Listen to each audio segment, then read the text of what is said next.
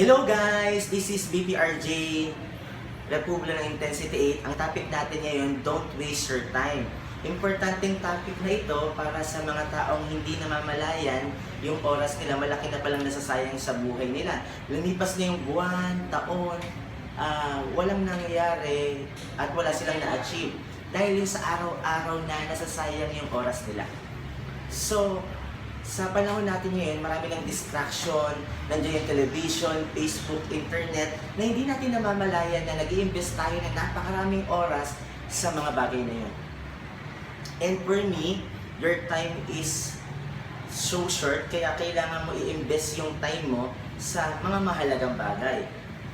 Invest mo ng mga makakatulong sa'yo. Sa negosyong ginagawa natin, marami tayong mga nakakausap na hindi naman capable na maka-join sa Intensity 8, hindi rin maganda yung attitude. May mga kasamahan tayo sa industry natin na nag-i-invest ng oras sa mga taong mga yon.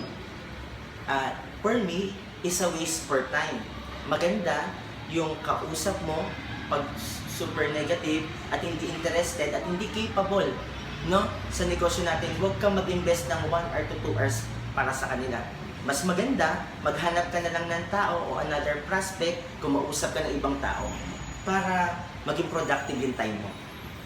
And this business, hindi siya para sa lahat. Mas maganda, mas marami kang taong kinakausap. So, if you invest your time sa right prospect, so magiging productive ka at mas maabot mo yung pangarap mo. Stop wasting your time sa mga taong kausap mong negative at hindi interested. Nagsasayang ka lang ng oras. I hope marami ka natutunan sa topicong ito. This is BPRJ Republic ng Intensity 8. God bless you. To God be the glory.